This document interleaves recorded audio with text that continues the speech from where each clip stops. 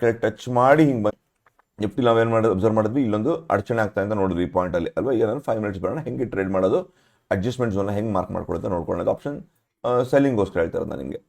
So ಇಲ್ಲೂ excuse me, so ಇಲ್ಲೂ ಕೂಡ ಅಬ್ಸರ್ವ್ ಮಾಡಿ ಈ ಪಾಯಿಂಟಲ್ಲಿ ನಮಗೆ ಮಾರ್ಕೆಟ್ ಒಂದು ನೆನ್ನೆ ಆಲ್ ಟೈಮ್ ಹೈ ಮಾಡಿ ಮಾರ್ಕೆಟ್ ವಾಪಸ್ ಕೆಳಗೆ ಬಂದಿದೆ ಅಲ್ವಾ.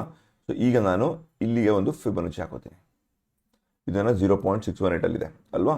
ಸೊ ಮಾರ್ಕೆಟ್ ನನಗೆ ಅಕಸ್ಮಾತ್ ಏನಾದರೂ ಗ್ಯಾಪ್ ಅಪ್ ಇವತ್ತು ಗ್ಯಾಪ್ ಅಪ್ ಅಂತ ತೋರಿಸ್ತಾ ಇದೆ ಮಾರ್ಕೆಟಲ್ಲಿ, ಗ್ಯಾಪ್ ಅಪ್ ಆಗಿ ಈ ಜಾಗಕ್ಕೆ ಬಂದರೆ, ಈ ಜಾಗಕ್ಕೆ ಬಂದು ವಾಪಸ್ಸು ಹಿಂಗೇ ಬಂದರೆ ನನಗೆ ಸ್ಟಾರ್ಟಿಂಗಲ್ಲಿ ವೆಯ್ಟ್ ಮಾಡಿ ಪೊಸಿಷನ್ ತೊಗೊಳೋದು ಬೇಕಾಗಿಲ್ಲ. ಇವತ್ತು 9 ಕಾಲ್ಗೆ ಇಮಿಡಿಯೇಟ್ ಆಗಿ ಪೊಸಿಷನ್ ತೊಗೊಳ್ಳೋ ಅವಶ್ಯಕತೆ ಇಲ್ಲ. ಸೊ ಅಕಸ್ಮಾತ್ ಏನಾದರೂ 9 ಕಾಲಿಂದ 9 ಮುಕ್ಕಾಲು ತನಕ ಮಾರ್ಕೆಟ್ ಇದೇ ರೇಂಜಲ್ಲೇ ಉಳ್ಕೊಂಡ್ರೆ, ಅಂದರೆ ಇಲ್ಲೆಲ್ಲೇ ಆಟಾಡ್ಕೊಂಡಿದ್ರೆ ನಾನು ಸ್ಟ್ರಾಂಗಲ್ ಶಾಡಲ್ಲಿ ತೊಗೊಂಡ್ಬಿಡ್ತೀನಿ. 9 ಕಾಲು 9 ಮುಕ್ಕಾಲು ಅರ್ಧ ಗಂಟೆ ಅಕಸ್ಮಾತ್ ಏನಾದರೂ ಇದೇ ಜಾಗದಲ್ಲಿ ಉಳ್ಕೊಂಡ್ರೆ ಇವತ್ತು ಸ್ಟ್ರಾಂಗಲ್ ಶಾಡಲ್ಲಿ ತೊಗೋತೀನಿ ನಾನು. ಅಕಸ್ಮಾತ್ ಏನಾದರೂ ಮಾರ್ಕೆಟ್ ಇವತ್ತು ಬೆಳಗ್ಗೆ ಪ್ರದರ್ಶನ ಮಾಡಿಕೊಂಡು ನನಗೆ ಇಲ್ಲಿ ಗ್ಯಾಪ್ ಅಪ್ ಆಗಿ ಇಲ್ಲಿ ಟಚ್ ಮಾಡಿ ಈ ಜಾಗ ಟಚ್ ಮಾಡಿ ವಾಪಸ್ ರೆಡ್ ಆಗಿ ಬಂದು ಇದರ ಕೆಳಗೆ ಬಂದರೆ ನನಗೆ ಇದು 0.76 ಫಸ್ಟ್ ಲೆವೆಲ್, ಆಮೇಲೆ ಒಂದು ಡೌನ್ವರ್ಡ್ ಮೂವ್ಮೆಂಟ್ ನೋಡ್ಲಿಕ್ಕೆ ನಮಗೆ ಸಿಗ್ಬೋದು ಆಯಿತಾ. ಸೊ ಇವತ್ತು ಸಿ ಸೆಲ್ಗಳು ಮಾಡ್ಕೊಂಡು ಆ ಥರ ಆದರೆ ಸಿ ಸೆಲ್ಗಳು ಮಾಡ್ಕೊಂಡು ಮಾಡ್ಬೋದು. ಇಲ್ಲೇ ಉಳ್ಕೊಂಡ್ರೆ ಸ್ಟ್ರಾಂಗಲ್ ಸ್ಟಡಲ್ ಮಾಡ್ಕೊಳ್ಳೋಣ ಈ ಜಾಗದಲ್ಲಿ ಅರ್ಧ ಗಂಟೆ ಒಂದೊಂದು ನೋಡ್ಕೊಳ್ಳಿ, ನಿಮಗೆ ಗೊತ್ತಾಗುತ್ತೆ ಸ್ಟೈಲ್ ವೈಸ್ ಹೋಗ್ತಾ ಇದೆಯಲ್ಲ ಅಂತ ಗೊತ್ತಾಗುತ್ತೆ. ಸೊ ಇದರ ಕೆಳಗೆ ಬಂದರೆ ನನಗೆ ಒಂದು ಸಿ ಸೆಲ್ ಮಾಡ್ಕೋತೀನಿ.